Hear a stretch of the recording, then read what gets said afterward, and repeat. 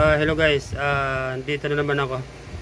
Sa ngayon guys, mayroong pinagawa guys, concert na AV502C.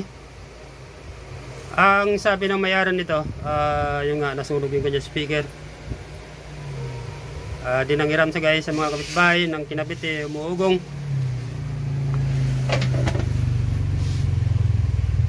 Ito guys yung kanyang likod. Meron siya guys serial number yung kabitan ng kanyang speaker. Maaaring original to guys na klase ng concert na AV502C. Sa ngayon guys, yun nga, titestiran natin guys yung kabitan ng kanyang speaker. Nagamit guys yung ating tester. Yan guys, negative. Ito guys, positive. Titestiran natin to guys kung naglalabas sa guys ng DC out. Wag tayo muna guys gagamit ng speaker kasi baka masira naman yung ating speaker. On natin to guys. Yan, may power siya. Kung napansin nyo guys, naglalabas guys ng 51.5 volts DC yung kanyang amplifier.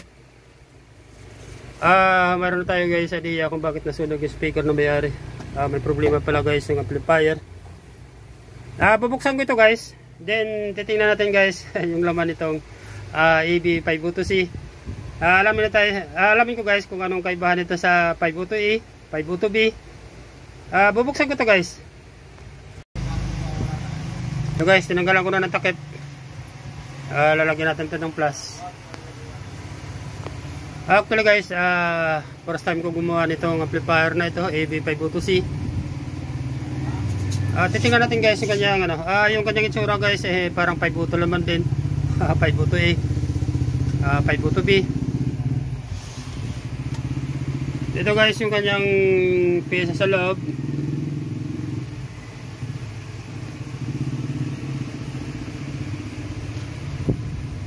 Parang wala sa guys kaibahan sa 502B.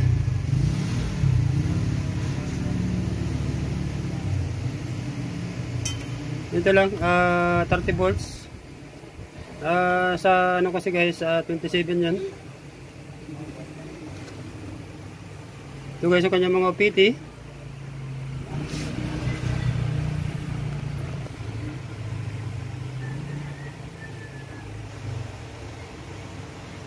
Yung wala sa guys kaibahan sa 502B. Kanyang driver ay 2073 and 940. Yung kanyang OPT guys, hindi pa na siya nagbago. Yung kanyang bias 1941 and 5198. Yung kanyang likod,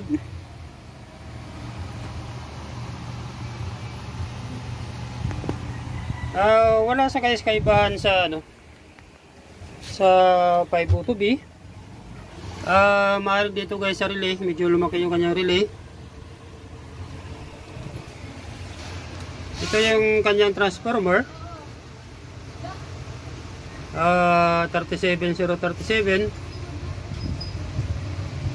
Mukhang maliit lang guys ang binago niya guys sa 502B. Actually guys yung 502B na original guys 36036. Hindi pa rin guys binago yung kanyang mga tune control. Yun lang guys ang laman itong 50 AV502C. Parang gaya lang guys ito guys ng maaaring sabihin natin guys nagbago yung kanyang heatsink, pero parang wala kaibahan guys sa original na 502B. Dito na tayo guys. Check upin na natin tong amplifier. Plug in natin to.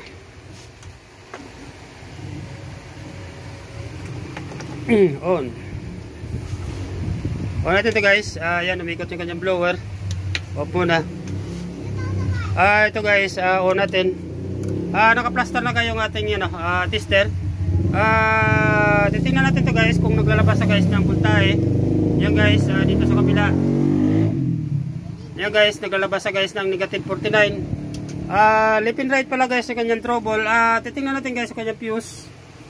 Yan. Kabila. Buo naman guys sa kanyang fuse.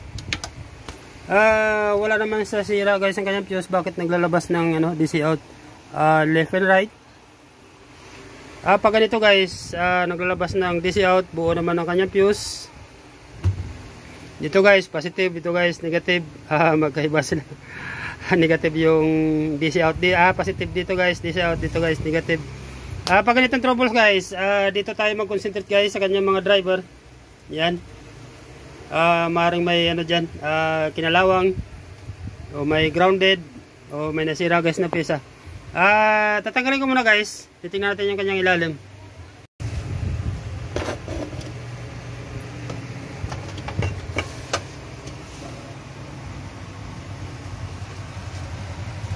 Ito guys yung ilalim niya.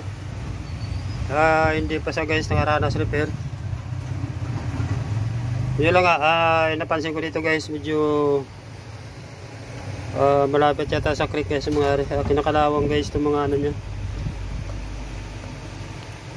Isa-isahin ko to guys. Titingnan ko kung mayroon siyang grounded, kasi yung course niya guys, left and right.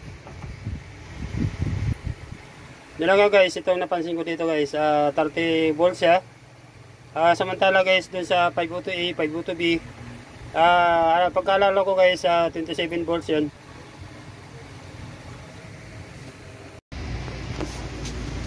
Dito na tayo guys. Meron na tayo guys nakita, grounded yung mga pesa nito.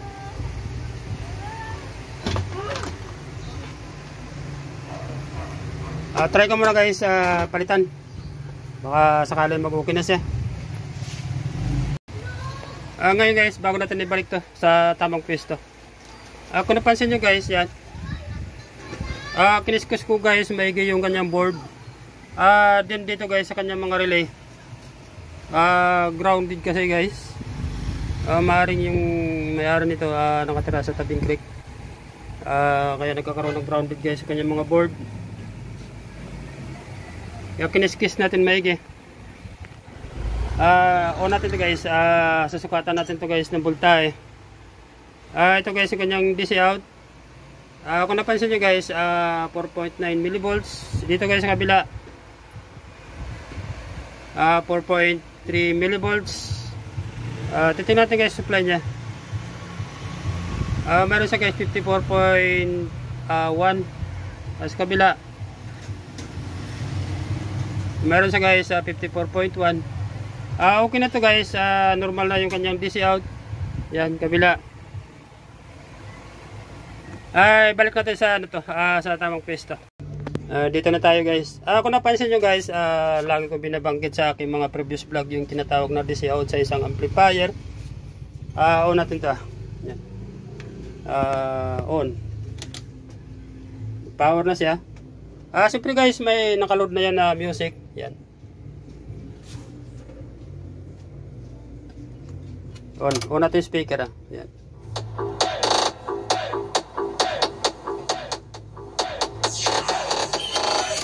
Off natin to guys yung speaker. Pero siyempre guys, umandar na yan. Yung ating tester guys, iset natin sa DC yan. Titingnan natin guys yung DC out na isang amplifier. Yan. Pansin nyo guys sa kanyang DC out, millivolts lang siya. Ibig sabihin normal siya. Dito sa kabila guys, yan. Pansin nyo guys, yan. Halos millivolts lang siya. Hindi sa gumagalaw. Pero isaset natin ito guys sa sa AC. Ito guys kasi yung output ng ating amplifier, yan, left and right, yan.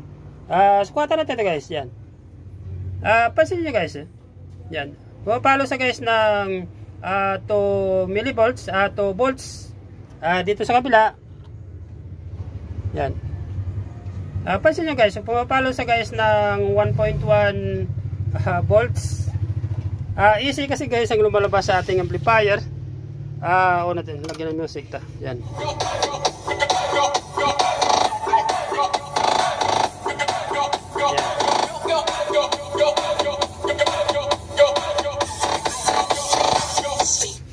Easy kasi guys ang lumalabas sa ating amplifier. Hindi siya pwede guys maglalabas ng DC.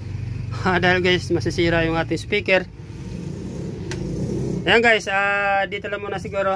Sana may nakuha kayo ng kunting idea dito guys sa Yun nga, dito sa pagre-repair nitong amplifier na ito.